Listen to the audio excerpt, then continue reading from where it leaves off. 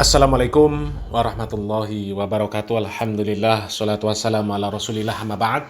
Kaum muslimin yang dirahmati Allah subhanahu wa ta'ala, lagi-lagi kita membahas ceramah gedabrus dari para habaib kaum muslimin.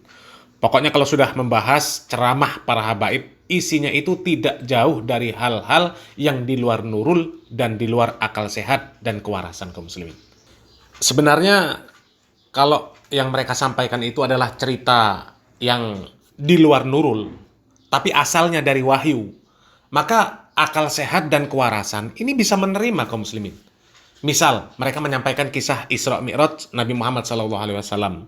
Kemudian kisah Ashabul Kahfi yang tertidur di dalam goa selama lebih dari 300 tahun. Kita percaya kisah-kisah seperti itu, percaya. Bahkan hukumnya wajib mempercayai kisah-kisah tersebut. Karena itu asalnya dari wahyu. Meskipun secara akal kita, nggak akan mungkin bisa terjadi yang seperti itu. Mana mungkin seorang manusia yang kemudian berjalan dari Masjidil Haram, kemudian Masjidil Aqsa, kemudian naik ke atas langit yang katanya 7 lapis, yang di atas sana ada yang namanya Arsy, ada yang namanya Sidratul Muntaha, ada yang namanya Baitul Ma'mur, ada surga, ada neraka. Yang semuanya itu adalah perkara yang gaib. Kita pun tidak mengenal apa semuanya tersebut, apa itu nggak kenal. Kecuali sebatas tahu dari wahyu. Ada yang namanya Arsy, ada yang namanya Sidratul Muntaha, kemudian langit itu 7 lapis. Kita nggak akan tahu, kecuali dari wahyu. Dan kemudian ternyata tidak sampai 1 malam, manusia tersebut sudah kembali lagi ke dunia. Tentu itu di luar nurul. Tapi kita terima.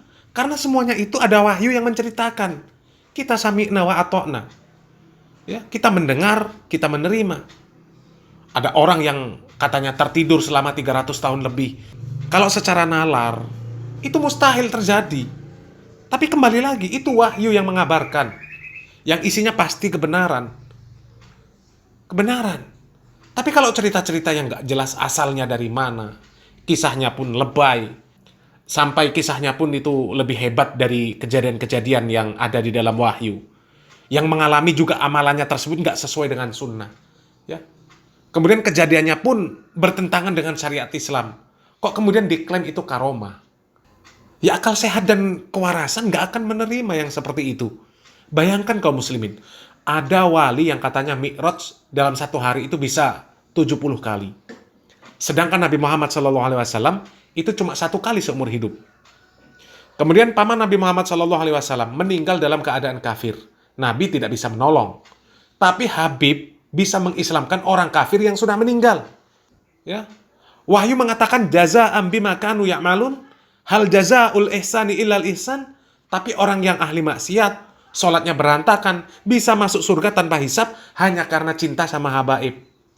Ya. Dan masih banyak lagi lah cerita-cerita dongengan yang konyol dari para habaib yang sangat-sangat menyesatkan. Tapi ya sayang 1000 kali sayang kaum muslimin. Jamaahnya itu loh, ya iya saja.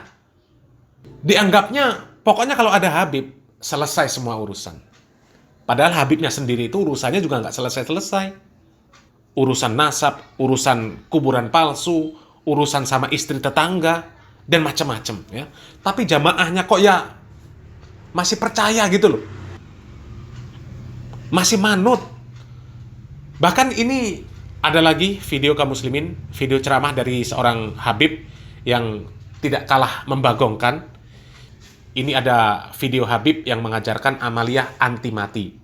Dan siapa yang mengamalkan amalan ini katanya tidak akan mati. Ya, coba kita simak videonya. Ijazah bagi secara khusus, yaitu pertama membaca Laqad ja'akum rasulun min anfusikum azizun alaihi ma anittum harisun alaikum bil mu'minina raufur rahim fa in tawallaw faqul hasbiyallahu la ilaha illa huwa alaihi tawakkaltu wa huwa rabbul arsyil azim. 7 kali setiap habis salat subuh dan 7 kali habis salat maghrib. Barang siapa yang membaca doa ini maka dia tidak akan mati di mana hari itu dia membacanya. Tersebutlah sebuah kisah seorang yang istiqamah membaca ini sehingga 300 tahun umurnya. Dia tidak mati sehingga 300 tahun umurnya.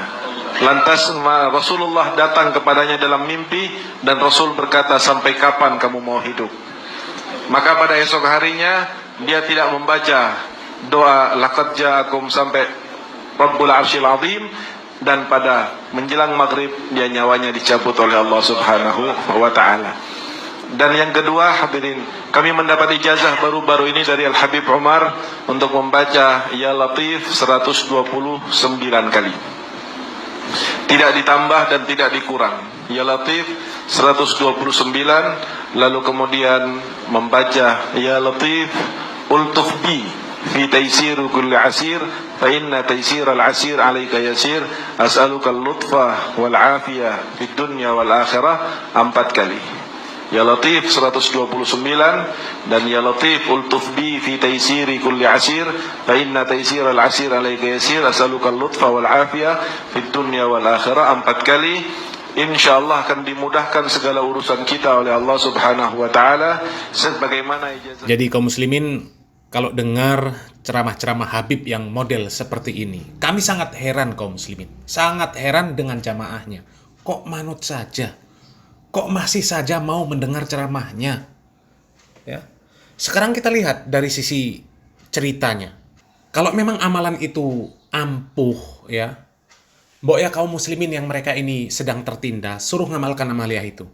Ya, mereka pasti butuh kaum muslimin. Mereka butuh amalan itu. Kan banyak negara-negara yang muslimnya tertindas. Palestina, Rohingya, Yaman sendiri, ya, dan masih banyak lagi lah. Mereka butuh amalan itu kaum muslimin.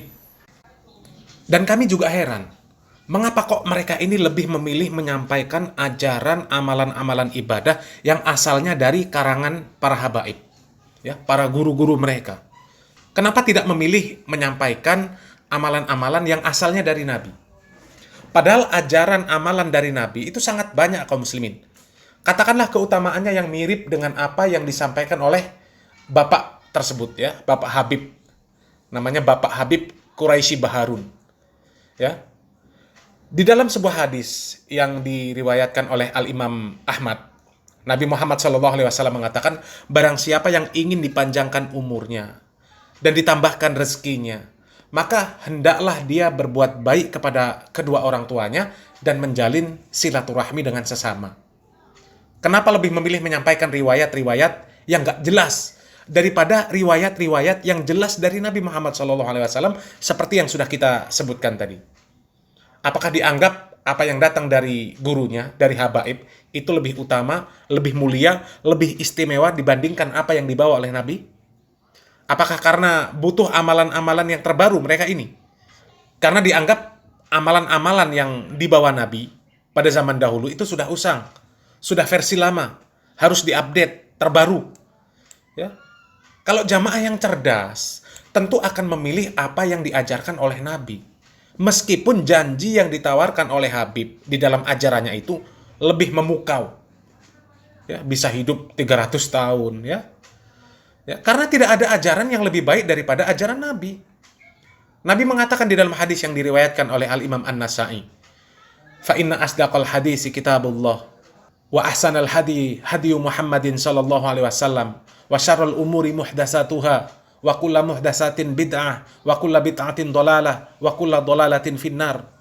Sesungguhnya sebenar-benarnya perkataan adalah kitabullah, dan sebaik-baik petunjuk adalah petunjuk Muhammad sallallahu alaihi wasallam. Kemudian seburuk-buruk perkara adalah perkara agama yang diada-adakan. Dan setiap perkara agama yang diada-adakan itu adalah bid'ah. Dan setiap bid'ah adalah kesesatan. Dan setiap kesesatan tempatnya di neraka.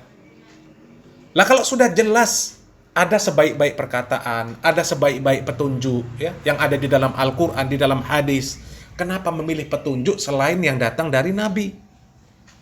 Ya. Dan apakah tidak tahu ancaman dari Allah? Ancaman bagi orang-orang yang memilih ajaran selain ajaran Nabi Muhammad SAW. Di dalam Al-Quran surat An-Nisa, Allah Subhanahu wa taala mengatakan, "Wa may yushakikir rasul mim ba'di ma tabayyana lahul huda wa yattabi' ghaira sabilil mu'minin nuwallihi ma tawalla wa nuslihi jahannam wa sa'at masira." Dan barang siapa yang menentang Rasul, menyelisihi sesudah kebenaran itu jelas bagi dirinya, dan kemudian mengikuti jalan yang bukan jalan orang-orang mukmin, jalan Nabi dan para sahabat, maka kami biarkan mereka leluasa terhadap kesesatan yang telah mereka kuasai. Dan kami masukkan nantinya mereka itu ke dalam jahanam, dan jahanam itu seburuk-buruk tempat kembali. Jadi orang yang punya akal cerdas, sehat, waras, tentu akan lebih memilih mengamalkan apa yang datang dari Nabi Muhammad Sallallahu Alaihi Wasallam. Salam waras, salam akal sehat, barakallahu fikum, wassalamualaikum warahmatullahi wabarakatuh.